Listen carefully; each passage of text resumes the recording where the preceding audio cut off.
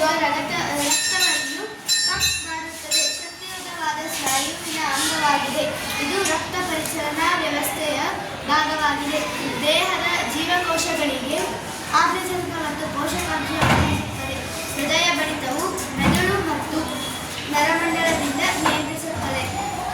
ಹೃದಯದ ಕಾರ್ಯಗಳು. ರಕ್ತ ಪಂಪಿಂಗ್. ಹೃದಯವು ನಿರಂತರವಾಗಿ ರಕ್ತವನ್ನು ಪಂಪ್ ಮಾಡುತ್ತದೆ. ಇದು ದೇಹದ ಎಲ್ಲ ಭಾಗಗಳಿಗೆ ತಲುಪಲು ಸಹಾಯ ಮಾಡುತ್ತದೆ. ರಕ್ತ ಪರಿಚಲನ.